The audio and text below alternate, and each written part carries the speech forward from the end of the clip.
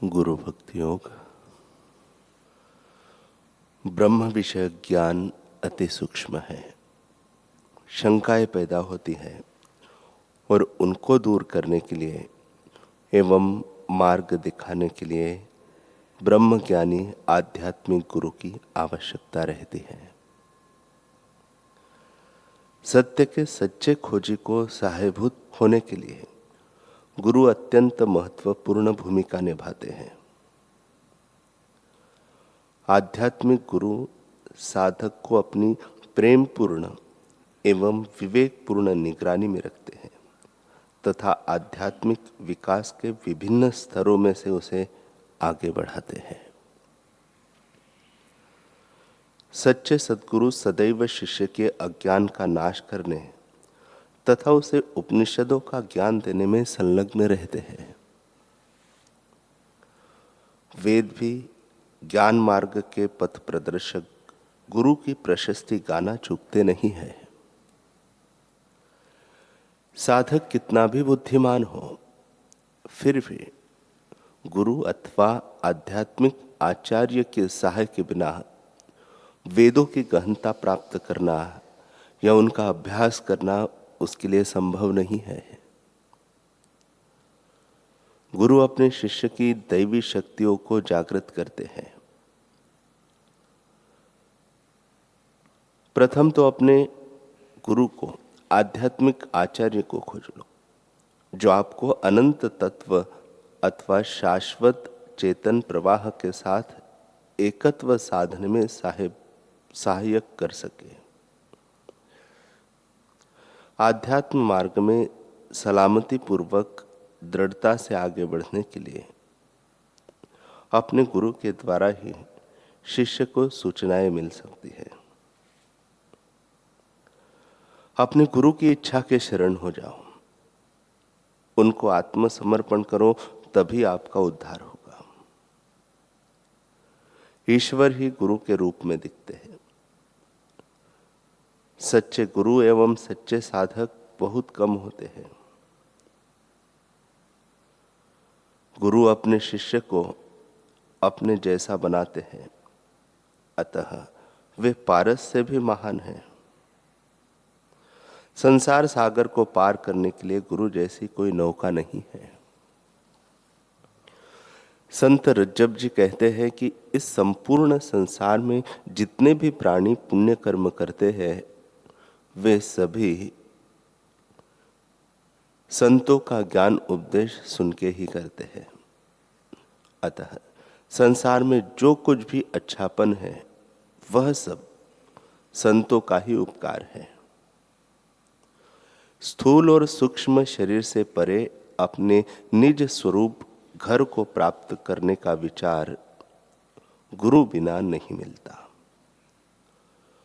गुरु बिना परमेश्वर के ध्यान की युक्ति नहीं मिलती और हृदय में ब्रह्म ज्ञान भी उत्पन्न नहीं हो सकता।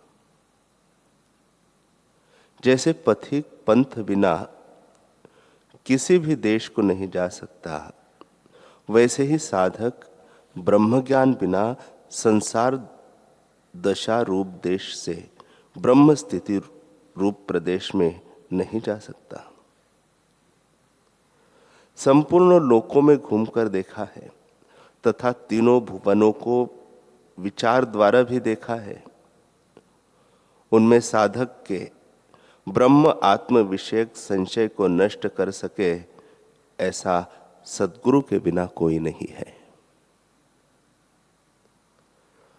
साधक वृक्ष का बीज सद्गुरु वचन ही है।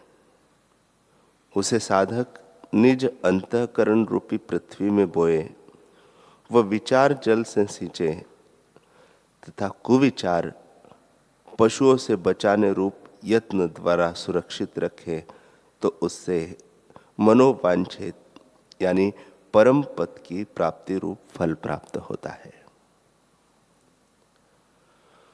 जो गुरु वचनों को प्रेम पूर्वक हृदय में धारण करता है, वह अपने जीवन काल में सदा सम्यक प्रकार का सुख ही पाता है। सद्गुरु का शब्द प्रदान करना अनंत दान है। वह अनंत युगों के कर्मों को नष्ट कर डालता है। सद्गुरु के शब्दजन्य ज्ञान से होने वाले पुण्य से अधिक अन्य कोई भी धर्म नहीं टिकता। इस संसार में गुरु के शब्दों द्वारा ही जीव का उद्धार होता है। संपूर्ण विकार हटकर परमेश्वर का साक्षात्कार होता है।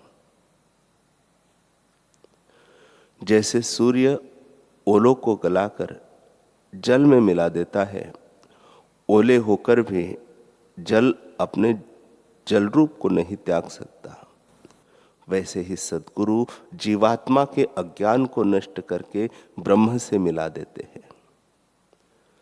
जीवात्मा में अज्ञान आने पर भी वह अपने चेतन स्वरूप का त्याग नहीं कर सकता। गुरुदेव की दया से सुंदर ज्ञान दृष्टि प्राप्त होती है, जिसके बल से साधक प्रकट रूप से भासने वाले माइक संसार को मिथ्या रूप से पहचानता है, और जिसे कोई भी अज्ञानी नहीं देख सकता, उस गुप्त पर ब्रह्म को सत्य तथा अपना निज स्वरूप समझकर पहचानने की क्षमता प्राप्त करता है। गुरु गोविंद की सेवा करने से शिष्य संपूर्ण शुभ लक्षणों से पूर्ण हो जाता है। उसकी सब प्रकार की कमी उसके हृदय से उठ जाती है। जन्म आदि दुख नष्ट हो जाते हैं और आशा रूपी दरिद्रता भी सम्यक प्रकार से दूर हो जाती है। सद्गुरु आकाश के समान है और गुरु आज्ञा में रहने वाले शिष्य बादल के समान है।